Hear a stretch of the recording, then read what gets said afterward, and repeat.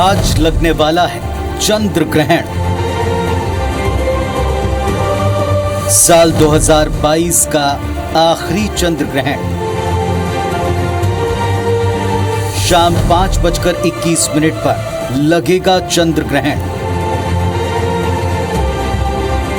कार्तिक मास में ग्रहण की दूसरी घटना। भारत के अधिकतर हिस्सों में दिखेगा ग्रहण।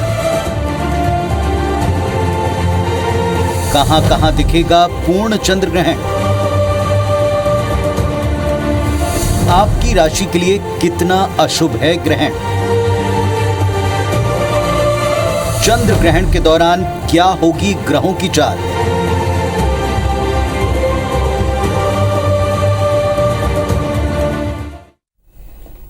नमस्कार, आप देख रहे हैं IBC 24 और आज हमारे इस खास पेशकश में आप सभी का बहुत बहुत स्वागत। मैं हूं आप सभी के साथ रचना नितेश। आज कार्तिक पूर्णिमा है और इसे बैकुंठ पूर्णिमा और देव पूर्णिमा के नाम से भी जाना जाता है, जिसकी ढेर सारी शुभकामनाएं आप सभी को। गुरु बाबा गुरु नानक देव की जयंती भी आज है, इसकी भी आप सभी को शुभकामनाएं। लेकिन आज हम बात करने वाले हैं आज लगने वाले चंद्र ग्रहण की। जी हां, कार्तिक महीने में ही सूरज के बाद अब चांद पर भी ग्रहण लगने जा रहा है। साल 2022 का ये आखिरी चंद्र ग्रहण होगा। वहीं ये भी बताया जा रहा है कि देश के पूर्वी हिस्से में पूर्ण चंद्र ग्रहण नजर आएगा, जबकि शेष भारत में आंशिक चंद्र ग्रहण नजर आएगा। यानी कि कार्तिक पूर्णिमा के मौके पर शाम 5:21 से शाम 6:18 तक चांद पर ग्रहण का साया होगा। वैसे तो विज्ञान की दृष्टि से ये खगोलीय घटना है, लेकिन ग्रहण को लेकर हमारी अपनी धार्मिक मान्यताएं भी होती हैं और यही वजह है कि जब भी देश में चंद्र ग्रहण पड़ता है तो लोग स्नान, दान और पुण्य करते हैं ताकि ग्रहण के दुष्प्रभावों से बचा जा सके। तो साल के आखिरी चंद्र ग्रहण के दौरान क्या रहेगी ग्रहों की चाल, किन राशियों पर क्या असर पड़ेगा, इसके साथ ये भी जानेंगे कि कार्तिक पूर्णिमा पर चंद्र ग्रहण का संयोग शुभ है या फिर अशुभ है। और इन तमाम सवालों और पहलुओं पर चर्चा करने के लिए आज स्टूडियो में हमारे साथ हमारा खास पैनल जुड़ रहा है। इस वक्त हमारे साथ जुड़ रहे हैं ज्योतिषाचार्य पंडित दत्तात्रेय होशकर जी। पंडित जी, आपका बहुत बहुत स्वागत है। नमस्कार पंडित जी, चंद्र ग्रहण साल का आखिरी चंद्र ग्रहण ये है और बेहद खास भी है क्योंकि कई साल बाद ऐसा संयोग बना है कि कार्तिक पूर्णिमा पर चंद्र ग्रहण पड़ रहा है। इसका जनमानस पर क्या प्रभाव पड़ेगा, सबसे पहले तो आपसे ये जानना चाहेंगे। जी देखिए, सबसे महत्वपूर्ण बात है कि कार्तिक मास की पूर्णिमा उस दिन ये चंद्र ग्रहण, हम सभी जानते हैं कि देवोत्थान एकादशी के पश्चात ये चंद्र ग्रहण पड़ रहा है। विशेष रूप से पूजा पाठ इत्यादि के लिए हम जब अग्रसर हो रहे हैं उस समय ये चंद्र ग्रहण पड़ रहा है। शास्त्रों में कहा गया है चंद्रमा मनसो जातश चक्षोः सूर्यो अजायत। चंद्रमा मनस का स्वामी है। हम सभी जानते हैं कि जब भी हम पूजा पाठ इत्यादि कार्य करते हैं तो मनस का बहुत ज्यादा फर्क पड़ता है। ये जो ग्रहण है विशेष रूप से मनुष्य को इस बात की ओर प्रेरित करने वाला है कि यदि आपको कोई कष्ट है, दुख है, तकलीफ है, तो वो सभी से निजात पाने के लिए चंद्र ग्रहण से संबंधित जो भी मान्यताएं हैं उनका अनुसरण करने के पश्चात यदि देवों का पूजन किया जाए तो निश्चित रूप से इसका लाभ जो है वो बढ़ जाएगा। इसको किसी भी तरह से नकारात्मक रूप से देखने की आवश्यकता नहीं है। और जहां तक चंद्र ग्रहण की बात है तो जनमानस पे इसका प्रभाव तो पड़ता ही पड़ता है, क्योंकि इसका संबंध जल से है और जल तत्व जो है मनुष्य में अधिकाधिक मात्रा में पाया जाता है। तो इसीलिए इस बात को हम समझ लें कि इसको किसी भी तरह से नकारात्मक दृष्टि से न देखें। मनुष्य को, जनमानस को इसका लाभ अवश्य होगा। तो क्या लाभ होगा, किन राशियों पर विशेष प्रभाव रहेगा, ये सब कुछ भी जानेंगे। लेकिन पंडित जी, आपसे सबसे पहले चंद्र ग्रहण का समय जो है वो जानना चाहेंगे। जी जी, देखिए जो समय है वो 5:21 के आसपास से सायंकाल लगने वाला है और लगभग 6:28-29 तक ये रहने वाला है। पूर्वोत्तर भारत में इसके समय में और थोड़ा सा डिफरेंट होगा, थोड़ा सा समय, क्योंकि लॉन्गिट्यूडनल वैल्यू और लैटिट्यूडनल वैल्यू चेंज होती हैं, तो उसके कारण उत्तर भारत में ये ज्यादा दिखाई पड़ेगा और जैसे जैसे हम मध्य भारत में आते जाएंगे तो समय में बढ़ोतरी होती चली जाएगी। और विशेष रूप से ये ग्रस्तो अस्त खग्रास चंद्र ग्रहण है, क्योंकि चंद्रोदय इसी दरमियान होने वाला है। किसी को ज्यादा देखने को मिलेगा, किसी को कम देखने को मिलेगा। तो आज 5:21 पर चंद्र ग्रहण शुरू हो जाएगा और साल का अंतिम चंद्र ग्रहण है। और निश्चित तौर पर पंडित जी, वैसे तो खगोलीय घटना है लेकिन इसमें ग्रहों की चाल पर भी काफी असर पड़ता है। तो ग्रहों की चाल कैसी होगी और उसके साथ किस तरह के योग इस चंद्र ग्रहण के साथ बन रहे हैं? जी महत्वपूर्ण बात यह है कि मेष राशि में ये भरणी नक्षत्र में जो है ये ग्रहण पड़ रहा है। समझने वाली बात यह है, भरणी नक्षत्र यानी कि शुक्र प्रधान नक्षत्र है, मेष राशि यानी कि मंगल प्रधान राशि है, अग्नि तत्व प्रधान है। इसकी सीधी की सीधी सप्तम दृष्टि जो है तुला राशि पे पड़ रही है, जहां पे बुधादित्य योग है और केतु बैठा है, और मेष राशि में चंद्र और राहु बैठे हुए हैं। हम सभी जानते हैं, जहां तक आध्यात्मिक मान्यता की बात है, तो चंद्र ग्रहण का राहु से बहुत ज्यादा संबंध है। शास्त्रों में कहा गया है, बृहत संहिता इत्यादि का यदि हम अध्ययन करेंगे और विभिन्न शास्त्रों का अध्ययन करेंगे तो उसमें कहा गया है कि राहु जो है चंद्रमा को निगल गया था, इसीलिए जो है इसका बहुत ज्यादा फर्क जो है पड़ता है। समझने वाली बात यह है कि जहां तक ग्रहीय दशा है, जैसा कि मैंने कहा कि बुधादित्य योग यानी कि सूर्य, बुध और शुक्र तीनों एक साथ तुला राशि में बैठे हैं केतु के साथ, और जिस राशि में ग्रहण है उसमें चंद्र और राहु एक साथ हैं, तो निश्चित रूप से ये जो प्रभाव है मन को विचलित करने वाला प्रभाव हो सकता है। जो डिप्रेशन के पेशेंट है उनको बहुत ज्यादा सावधान रहने की आवश्यकता है। जो किसी भी तरह से मानसिक रोगी हैं उनको संभल के रहने की आवश्यकता है। जिनको किसी भी तरह से फ्लूइड से रिलेटेड परेशानी है, मस्तिष्क से संबंधित परेशानी है, उनको बहुत ज्यादा सावधान रहना चाहिए। बिल्कुल, तो जैसा दर्शक इस वक्त स्क्रीन पर देख पा रहे होंगे, हमारे साथ इंदौर से पंडित कान्हा जोशी जी भी जुड़ रहे हैं। ज्योतिषाचार्य जी, आपका बहुत बहुत स्वागत है हमारे इस खास कार्यक्रम में। और साल का ये अंतिम चंद्र ग्रहण है और बेहद खास हो जाता है। कार्तिक महीने में ही पहले सूर्य ग्रहण और फिर चंद्र ग्रहण, इसका राशियों पर किस तरह से असर पड़ेगा पंडित जी?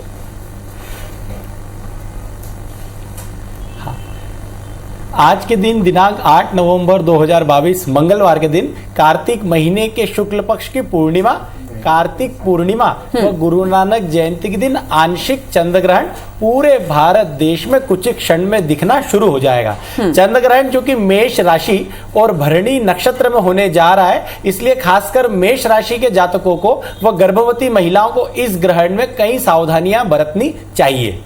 जी चलिए, दत्तात्रेय होशकर जी, सूतक सुबह से ही लग चुका है और कहते हैं कि सूतक काल में पूजा पाठ नहीं किया जाता, और खासतौर पर जिस तरह से ज्योतिषाचार्य कान्हा जी भी बता रहे थे कि गर्भवती स्त्रियों को खासतौर पर विशेष सावधानी रखनी पड़ती है। किन तरह की सावधानी जो है वो गर्भवती महिलाएं इस दौरान रखें, ये आप जरूर बताइए। देखिए, गर्भवती स्त्रियों की जहां तक बात है तो हमारे शास्त्रों में बृहत संहिता इत्यादि जो बृहत जातक ये जो ग्रंथ है, इनमें विशेष रूप से इस तरह का वर्णन है कि गर्भवती स्त्रियों को बहुत ज्यादा ध्यान रखना चाहिए। असल में बात यह है, साइंस इस बात को लेकर बहुत सारी बातें करता है, लेकिन मैं आपको एक बात बता दूं, गर्भवती स्त्री के गर्भ में जो शिशु पोषित होता है, पलता बढ़ता है 9 महीने तक, वो एमनियोटिक फ्लूइड है। एमनियोटिक फ्लूइड वही फ्लूइड है, एमनियोटिक मतलब एमिनो एसिड्स इसमें होते हैं, और उसके साथ ही साथ महत्वपूर्ण बात है इसकी जो श्यानता है यानी कि विस्कोसिटी जो है वो सेम वैसी ही है जैसे समुद्र के जल की विस्कोसिटी होती है, समुद्र के जल की श्यानता होती है। यानी कि समुद्र के जल में जो उतार चढ़ाव चंद्र ग्रहण को लेकर आएंगे, वैसा ही कुछ न कुछ प्रभाव गर्भवती के गर्भ में पल रहे शिशु के ऊपर पड़ सकता है। एमनियोटिक वह भी फ्लूइड है जिसको बच्चा जो है ग्रहण भी करता है थोड़ी थोड़ी मात्रा में। इसलिए विशेष रूप से मेरा निवेदन रहेगा, यदि एस्ट्रोलॉजिकल एस्पेक्ट देखें या साइंटिफिक एस्पेक्ट देखें, दोनों ही बातों के नजरिए से, तो गर्भवती स्त्रियों को थोड़ा सा ध्यान रखना चाहिए। घर से बाहर न निकलें, विशेष रूप से घर के अंदर रहें। खाने पीने में किसी तरह की कोई वर्जन नहीं है, आप जो भी खाना पीना हो खा पी सकते हैं। जो भी आपको बाकी गतिविधि करना हो सब करें। आप घर से बाहर न निकलें, डायरेक्ट चंद्रमा की रोशनी में न जाएं, कम से कम आने वाले 3 से 4 घंटे तक। इस बात का विशेष रूप से ध्यान रखें। चलिए, इंदौर का रुख कर लेते हैं। ज्योतिषाचार्य कान्हा जोशी जी हमारे साथ जुड़े हुए हैं। पंडित जी, वैसे तो सूतक काल में पूजा पाठ जो होता है वो निषेध होता है, लेकिन कहते हैं कि पाठ करना चाहिए और पाठ करने का अपना एक विधान होता है। किस तरह के मंत्रों का पाठ इस वक्त करना चाहिए? बिल्कुल, लगभग कुछ पंचांगों के आधार पे सूर्योदय से ही पूरे भारत देश में सूतक काल शुरू हो गया है, और कुछ पंचांगों के आधार से सुबह लगभग 8:30 बजे से सूतक काल शुरू हो गया है। तभी से पूरे देश के छोटे से लेकर बड़ी मंदिरों के पट बंद है, पूजा पाठ यहाँ पे बंद है। लेकिन कोई भी व्यक्ति अगर इस ग्रहण काल में गायत्री मंत्र का अगर जाप करता है या उनके गुरु मंत्र का अगर वो जाप करे, आज मंगलवार का दिन है, हनुमान चालीसा का भी अगर कोई बैठ करके इस ग्रहण काल में और सूतक काल में पाठ करे करेगा तो उसे कई गुना ज्यादा फल मिलेगा। खासकर मेष राशि के लोग, मकर राशि के लोग, कुंभ राशि के लोग और तुला राशि के लोगों को इस ग्रहण में विशेष ध्यान रखना है और ज्यादा से ज्यादा पाठ और जाप ग्रहण काल में ही करना है, जिससे उसका कई शुभ फल उन्हें प्रदान हो। सूतक काल जो कि 6:19 के लगभग खत्म हो जाएगा ग्रहण के साथ, ठीक उसके बाद सबसे पहले वो स्नान करें, अपने इष्ट देव की आराधना करें और हो सके तो भगवान शिव को अगर कोई सफेद चीज वो चढ़ाएंगे तो इस चंद्र ग्रहण का अशुभ असर उन पर नहीं पड़ेगा। बिल्कुल पंडित जी, चंद्र ग्रहण के या सूर्य ग्रहण दोनों के ही साथ हमेशा से ये बातें होती हैं कि उनका कुछ अशुभ असर भी पड़ता है। किन राशियों पर अशुभ असर पड़ने वाला है और किन राशियों पर सकारात्मक प्रभाव इस चंद्र ग्रहण का पड़ेगा, ये भी आज आपसे जरूर जानना चाहेंगे। सबसे ज्यादा नकारात्मक असर की अगर हम बात करेंगे तो मेष राशि के ऊपर, कर्क राशि के ऊपर, वृश्चिक राशि के ऊपर और मीन राशि के ऊपर थोड़ा अशुभ प्रभाव हमें देखने को मिलेगा। वहीं मकर राशि, कुंभ राशि के ऊपर, कन्या राशि और मिथुन राशि के ऊपर इस चंद्र ग्रहण का शुभ असर हमें देखने को मिलेगा। बची हुई 4 राशियों के ऊपर मिश्रित फल, ना शुभ ना अशुभ, बराबर फल हमें देखने को मिलेगा। लेकिन मेरा मानना यह है कि सभी राशियों के जातक व सभी लोग जैसे ही चंद्र ग्रहण खत्म हो उसके बाद स्नान करके, आज इतना बड़ा दिन दान पुण्य का हमारे शास्त्रों में आया है, तो जिन लोगों ने आज पूर्णिमा का व्रत रखा है या खासकर पूरे कार्तिक महीने में जिनने कार्तिक स्नान करा है, कार्तिक महीने का व्रत कराए, वो 6:20 के बाद स्नान ध्यान करके, खासकर अगर तीर्थ स्थल उनके घर के पास में है तो वहां जाकर के नदियों में स्नान करें और दीप दान करेंगे तो इस चंद्र ग्रहण का उन पर बिल्कुल भी अशुभ असर नहीं होगा। क्योंकि शास्त्रों में अमावस्या और पूर्णिमा 2 ही तिथियां इतनी बड़ी मानी गई है दान पुण्य के आधार पर, और आज योग से कार्तिक महीने की पूर्णिमा और गुरु नानक जयंती का दिन इतना शुभ दिन आया है, तो कोई भी व्यक्ति अपनी राशि को ना देखे, वो 6:20 के बाद ज्यादा से ज्यादा दान पुण्य करें। बिल्कुल सही कहा आपने कि बहुत ही शुभ दिन पर आज चंद्र ग्रहण पड़ रहा है और इसी वजह से पूजा पाठ भी बेहद खास हो जाती है। रायपुर स्टूडियो में हमारे साथ ज्योतिषाचार्य दत्तात्रेय हुस्करी जी भी जुड़े हुए हैं। पंडित जी, जब 6:30 बजे लगभग ये ग्रहण खत्म होगा, उसके बाद जिस तरह से पंडित जी कह रहे हैं, पंडित कान्हा जोशी ने बताया कि पूजन का विधान है, स्नान करके पूजन और दान करना चाहिए। कुछ विधि अगर आप बताना चाहेंगे किस तरह से इस वक्त पूजा पाठ करें, क्योंकि पट जो मंदिरों के बंद रहते हैं वो भी खुले होंगे, वहां तो विधि विधान से पूजा की जाएगी, लेकिन जो लोग घरों में होंगे वो उसके बाद किस विधि से पूजा करें? जी, विशेष रूप से मेरा निवेदन रहेगा कि सबसे महत्वपूर्ण बात, क्योंकि चंद्र ग्रहण है, चंद्र से संबंधित है, इसलिए चंद्र के मंत्रों का जाप करें। ग्रहण काल जैसे ही लगेगा 5:21 पे, उसके पश्चात से 6:19 तक चंद्र का मंत्र है ओम श्राम श्रीम श्रोम सह चंद्रमसे नमः। इस मंत्र का यदि जाप प्रत्येक जातक करेगा तो निश्चित रूप से उसको लाभ मिलेगा। वे जातक जिनके कुंडली में चंद्र नीच का है, वृश्चिक राशि में पड़ा हुआ है, उनको विशेष रूप से लाभ होगा यदि वो किसी भी तरह से चंद्र के मंत्रों का जाप करते हैं। शिव जी के मंत्रों का जाप करें, ओम नमः शिवाय या ह्रीम ओम नमः शिवाय ह्रीम, इस मंत्र का जाप करेंगे तो निश्चित रूप से लाभ होगा। साथ ही साथ मेरा निवेदन यह रहेगा कि चंद्र ग्रहण के काल में 5:21 से लेकर 6:29 पे के मध्य में 1.25 किलो चावल निकाल के रख दें थोड़े से गुड़ के साथ, क्योंकि मंगल प्रधान राशि पे ग्रहण है, इसलिए थोड़ा सा गुड़ भी निकाल दें। ये गुड़ और चावल ये निकाल के रख दें एक थाली में, और जैसे ही चंद्र ग्रहण समाप्त हो उसके पश्चात इसका दान कर दें। यदि ये क्रिया करेंगे तो बहुत लाभ होगा। सफेद वस्त्र का दान कर सकते हैं, शक्कर का दान कर सकते हैं, दूध का दान कर सकते हैं, पेठे का दान कर सकते हैं, ये सारी की सारी चीजें। यदि थोड़ा सा और अच्छा दान करना चाहते हैं तो चांदी का दान कर सकते हैं। ये सारी की सारी चीजें क्योंकि चंद्र से संबंधित है, इसीलिए विशेष रूप से इस बात का ध्यान रखें। और प्रत्येक जातक को यह ध्यान रखना चाहिए कि चंद्र ग्रहण किसी भी रूप से कपोल कल्पना नहीं है। चंद्र ग्रहण एक पूरी तरह से वैज्ञानिक तथ्य है जिसका ज्योतिष से संबंध है, इसलिए इसका अनुसरण करके इसका बहुत ज्यादा लाभ ले सकते हैं। बिल्कुल, तो इस बार ये चंद्र ग्रहण बेहद खास है और साल 2022 का आखिरी चंद्र ग्रहण है और वो भी कार्तिक पूर्णिमा पर पड़ रहा है और इसलिए बेहद खास भी ये हो जाता है। इंदौर का रुख कर लेते हैं। पंडित जी, चंद्र ग्रहण इस बार बेहद खास है और जब हम बात कर रहे हैं चंद्र ग्रहण की तो हर किसी के मन में चांद, मतलब जब ग्रहण लगता है उस वक्त को देखने का बहुत मन करता है। हम हालांकि टीवी के माध्यम से जरूर देखते हैं, लेकिन कुछ लोग सीधे तौर पर भी इसे देखते हैं। इसका क्या असर पड़ता है और क्या चंद्र ग्रहण को सीधी आंखों से देखना चाहिए या नहीं देखना चाहिए, अगर आपके क्षेत्र में ये नजर आ रहा है तो?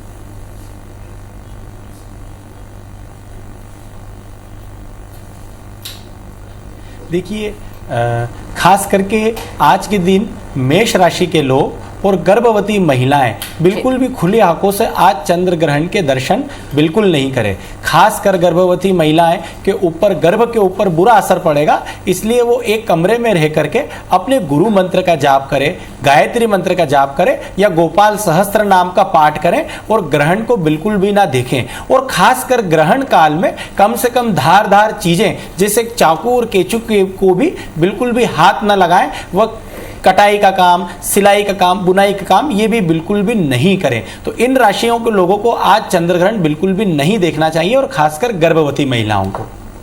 बिल्कुल। तो गर्भवती महिलाओं को खास सावधानी बरतनी है। उन्हें ना तो सीधे खुले आसमान के नीचे चंद्र ग्रहण के वक्त में जाना है और ना ही कैंची या किसी भी धारदार चीजों का इस्तेमाल करना है।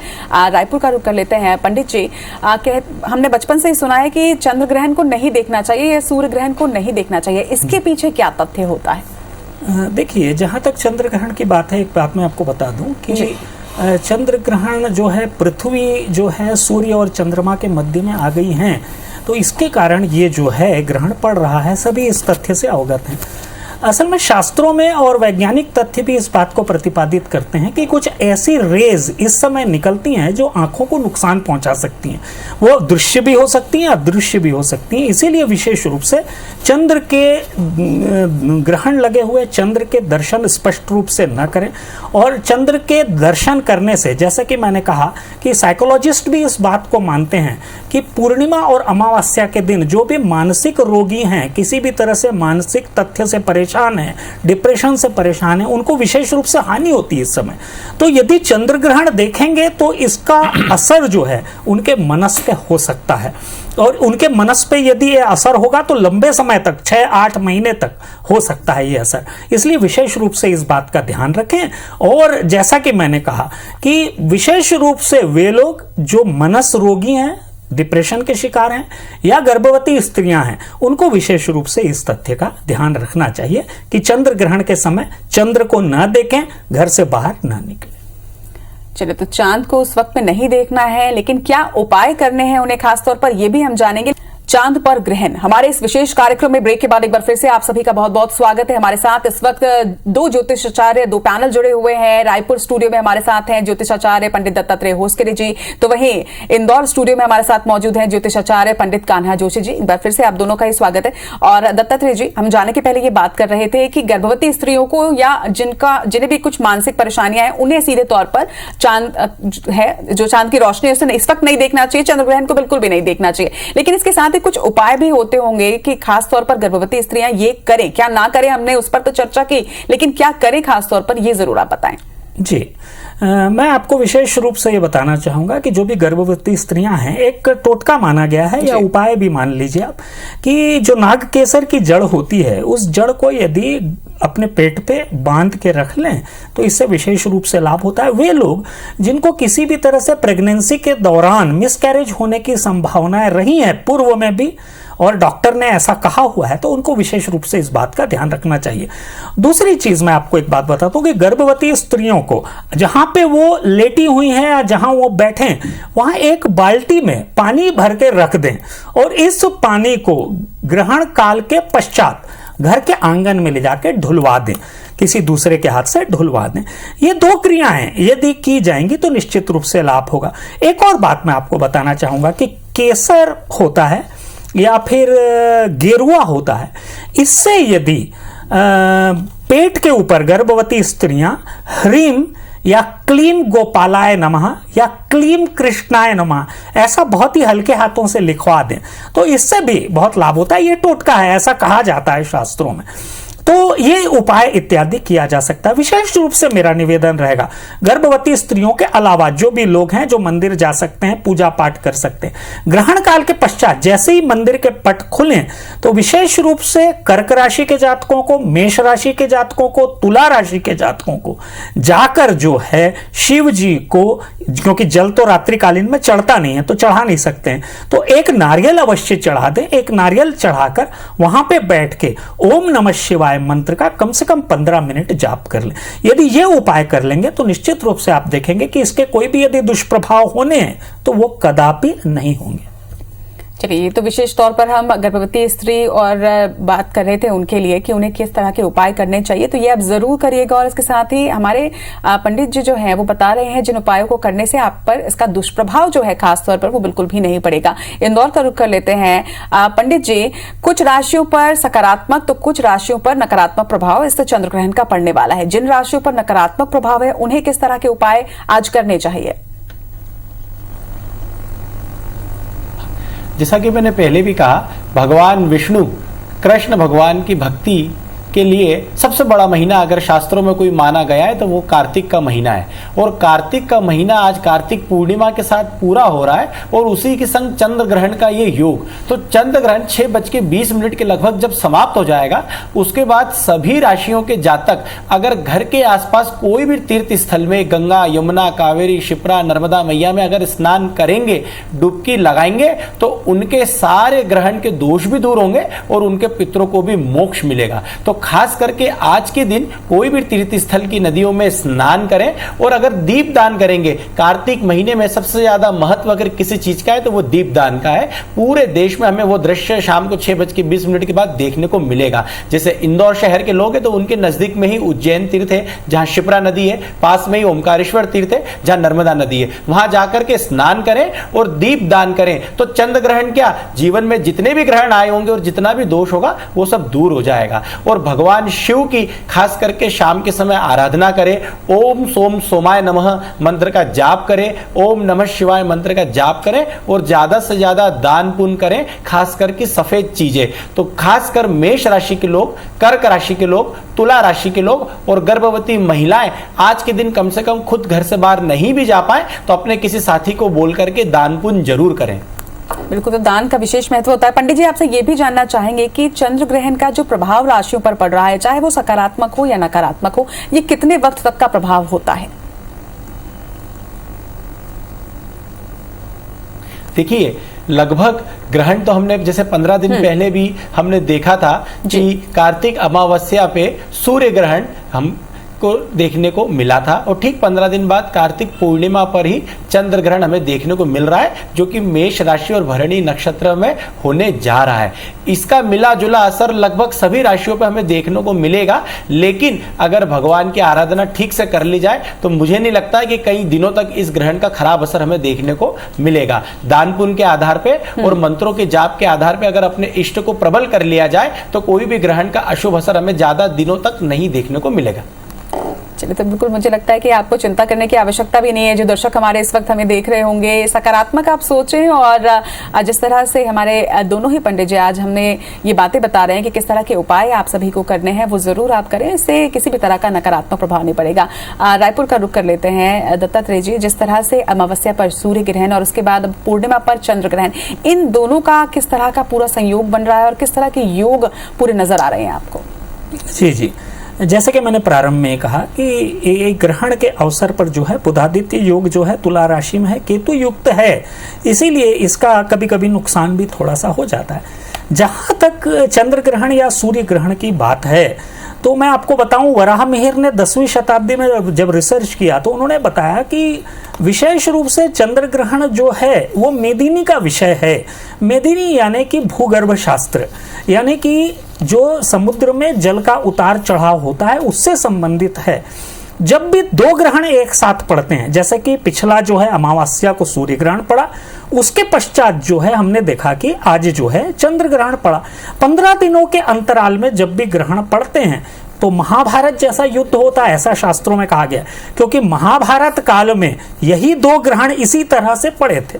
तो विशेष रूप से चिंता की बात यह है कि किसी भी तरह से भूमि विवाद से संबंधित राष्ट्रों को, जिन भी राष्ट्रों के मध्य भूमि से संबंधित विवाद है, जैसा कि हम विश्व पटल पर देख पा रहे हैं कुछ दिनों से, उनको सावधान रहना चाहिए। विशेष रूप से जहां तक भारत की बात मैं यदि करूं तो भारत को, क्योंकि पूर्वी सीमाओं पे ये चंद्र ग्रहण का असर है, ज्यादा दिखाई देगा, इसलिए भारत को अपनी पूर्वी सीमाओं की सुरक्षा करने पे विशेष रूप से ध्यान देना चाहिए। यह विशेष तथ्य है। जहां तक मनुष्य की बात है, मैं आपको एक बात बता दूं कि चंद्र ग्रहण का यदि ईश्वर का ध्यान कर लिया जाए, कार्तिक मास है, विष्णु सहस्रनाम का पाठ, गोपाल सहस्रनाम का पाठ, गजेंद्र मोक्ष का पाठ इत्यादि यदि पाठ जो भी जानकार लोग हैं उनके द्वारा करवा लिया जाए या खुद कर लिया जाए तो निश्चित रूप से ग्रहण के जो भी दोष हैं उनसे मुक्ति पाई जा सकती है। दान पुण्य इत्यादि तो आप करेंगे ही और करना भी चाहिए, इससे निश्चित रूप से मनुष्य को लाभ होता है। और निरंतर जब भी ग्रहण हो इस प्रक्रिया को यदि आप फॉलो करते रहेंगे तो इसके नकारात्मक उपायों से बचे रहेंगे। बिल्कुल। तो वैसे चंद्र ग्रहण एक खगोलीय घटना, लेकिन इसकी अपनी धार्मिक मान्यताएं हैं। सूतक काल में आपको क्या करना है, गर्भवती स्त्रियों को किस तरह की सावधानी रखनी है और किन पर सकारात्मक प्रभाव और नकारात्मक प्रभाव पड़ रहा है, साथ ही अगर नकारात्मक प्रभाव है तो उसे कैसे दूर किया जा सकता है, इन तमाम पहलुओं पर हमें आज ज्योतिषाचार्यों ने जानकारी दी। आप दोनों का ही बहुत बहुत शुक्रिया इन तमाम पहलुओं पर हमारे साथ इस चर्चा में जुड़ने के लिए।